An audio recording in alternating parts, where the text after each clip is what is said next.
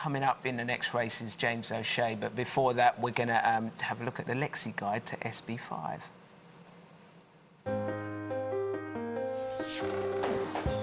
Sb5 is for swimmers with severe impairment affecting the lower trunk and legs, those with dwarfism, or the loss of limbs.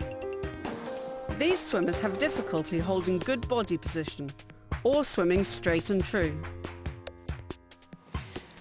You were just saying there, Giles, that James was on the last card. And yeah, so it'd be the one on the, I don't know my left from my right, on the right of your screen. Yeah.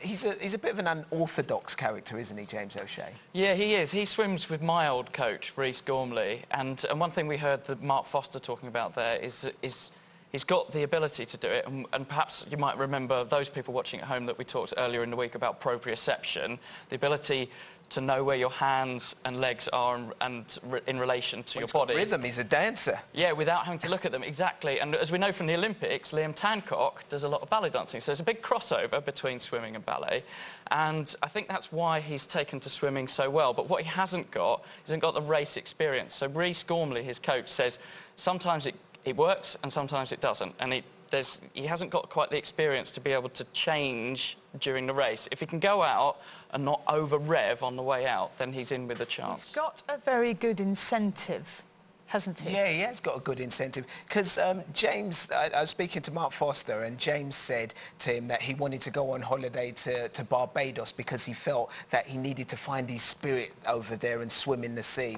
And Mark Foster said to him, look, nobody swims in the sea leading up to the Paralympics. He said, if you want to swim in the sea, go and win a gold medal, and I'll buy you the trip to Barbados. So that's what's on offer. Yeah, no, and he has got some unorthodox.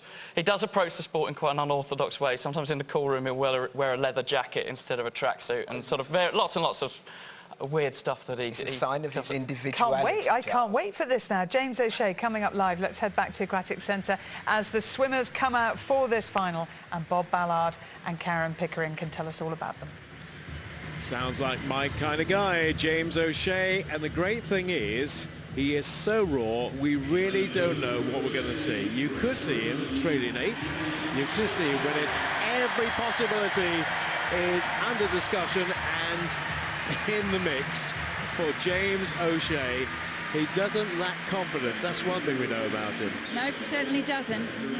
Lim of Korea had the fastest time this morning, but after that there's a few swimmers very, very close to each other. And what you missed at the end of that interview with Mark Foster earlier was that he was saying that he would happily take his shirt off if James got a medal. I'm pretty sure I heard it. I'm sure you're getting excited at that prospect, aren't you, Karen? Not that it's nothing you've seen before, because obviously you've been on a team with Mark. It's been a while, though. I've missed it. I don't think that body has changed a great deal. He's still in probably even better shape than he was when he was a swimmer. He's kept himself in very good check, as Mark. Anyway, we're talking about James O'Shea going in lane 2, and Rhys Gormley, as you heard referred to earlier on, really hasn't got a clue what's going to happen here. He's as nervous as a kitten because he's watching his charge here, over which he has probably little control. He's just kind of set him off and see what happens. It's almost like having a youngster on the team. It's almost like coaching a 13, 14, 15-year-old. You're never quite sure what they're going to be capable of. You know that if they get everything right, they might do something special. And I think you do find that quite often in Paralympic swimming, because the swimmers might come into the sport so late through injury or illness, and so you kind of have these anomalies where they're much older but almost fresh to the sport, like the youngsters. And so it certainly will be interesting. But Rhys has coached some very successful swimmers in the past, and at Olympic and Commonwealth Games and world level, Sarah Price and the backstroke was a real force in the 90s and in sort of late 90s, and so he knows what it's like to coach a very successful athlete, and of course Giles as well. 34 years of age, James O'Shea has come to swimming quite late, even in Paralympic terms, but he's adopting his new sport in a way that's rather unusual. So he doesn't go textbook fashion, just James O'Shea, and so far it's pretty much working for him. He swam very well at the Paralympic trials in Sheffield earlier this year. First time I met up with him. That was his first competitive race. First competitive gala and he won the British Championships. Which is incredibly unusual. Everybody normally has a club and they'll swim at a decent level before they get to that kind of exalted position, but not he. So Sheffield and the Paralympic trials, first time we really saw James O'Shea. We'll see a lot more of him over the next minute and a half or so as we get ready for the 1-2-8. De Lima of Brazil, O'Shea of Great Britain, Rangel, the defending champion, in 3, Lim of Korea in 4, Grunenberg of Germany in 5, and Slattery of South Africa in 6 should be the main protagonists. Thank you, Mark. James O'Shea, 34 years of age, the relative newcomer to swimming, and we could see anything, possibly anything at all, in the next minute and a half. Well, fantastic start from James O'Shea, using that strong upper body to lever himself off the starting block. And as we see in breaststroke swimming, particularly when the swimmers don't have use of their legs, is they do more than one stroke before they come up for a breath. That keeps them flat on the water, stops the bobbing up and down that can slow them down. And at this stage, it is very, very close across the pool. We can see Lim of Korea, the fastest qualifier, in the centre lane, just leading, but it really is close in the early stages. The turn will be a factor. There are swimmers who have more use of their legs than others, and James O'Shea has turned in second place. What can we see here? He is having a fantastic swim. We see the shaved head of James O'Shea near the top.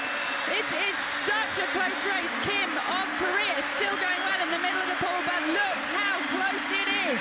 Well, there's going to be a big shake-up in the middles here. This is going to change complexion in the last 25. Maybe not with Lim, who's doing all the hard work in lane 4. Hanging on, just hanging on, James O'Shea for a medal. He's going to have a real battle with Rangel in the adjoining lane for a bronze. I think it's going to pass him by. It's not going to pass Lim of Korea by. He's going to come in. James O'Shea needs an absolutely storming finish to get into the medals, and there's going to be the agonising 4th place for him as Lim finishes in 1st, Grunenberg in 2nd, Rangel in 3rd. The crowd give James O'Shea a massive reception. That's a personal best for him, 1:38.30 for the Briton, but not a medal today. But there is so much promise and so much potential there from him in lane 2, and the way he took on that race in the first 50 must give everybody connected with him great encouragement. Well, it really was a fantastic first 50, paid for it in the closing stages. The last 5 metres, it was just almost 5 metres too far, that race. Just maybe a little pacing, maybe a couple more years of training under his belt, and what an impact that's going to have. But first major championship, first Paralympic Games, and the 4th place. Well, you can see how hard that race was. And there we see the start, leaping himself off the starting block with his arms. And we can see the strokes underwater, shaved head, not in the red swimming hat, Great Britain. And there the closing stages, it really was agonising. And there we have the winner, Lim of Korea. First race that he swam at these Paralympic Games, and he's picked up the gold medal. Good race from Lim. We see the start, Lim able to get a bit more momentum off the start, has some use of his legs up into his stroke. And again, we see the head down as he keeps as streamlined as possible before coming up for a breath.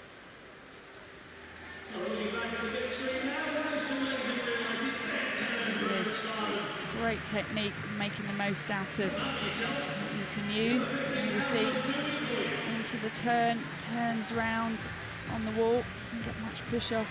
The closing stages again, we see that head down breaststroke into the wall. Followed behind there by Grunenberg of Germany.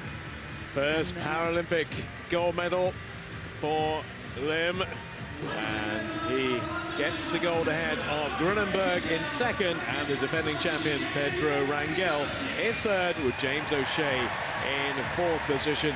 What a stoic effort that was for the new man. Barnet Copthall have their fans, and he has many of them from that club here, just give him all the support that he wants this afternoon.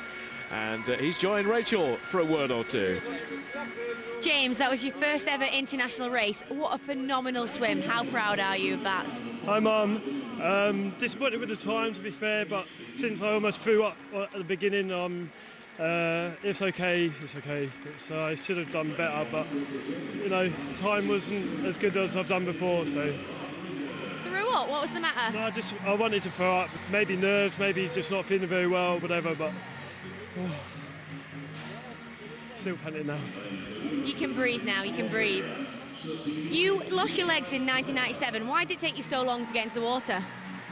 Who knows? Life has an amazing story. What it's brought me is here. Well done, mate. Well done. Good spin, man. And like the camaraderie between the athletes and the people here is amazing. I just want to say, like, hello to the world and like well done for organising something like this. It's brought the world together peacefully. And the more that we have of this, the less likely we can have wars, and I think it's great. Is that race just made you want more and more? Sure, I mean, I believe I can go under 130. Today wasn't my day. Under 133 was my target, 133 was my target. Today was my day, you know, another day I'd do better, but I can do well in Formula 1 as well. I could be an astronaut, whatever. I'm lightweight, I don't take up much space, and I'm fit, and who knows what life will offer me next, but for the time being, I'm going to train for the IM because Ollie Hine told me I have to, and I'll go for the try to get under the 130 mark, try to get that world record. But it's a way off. But 1 year to the day of training, so it's not bad. And at least I didn't throw up in the pool. And also, you do know that Mark Foster said if you got a medal tonight, he would have taken his top off.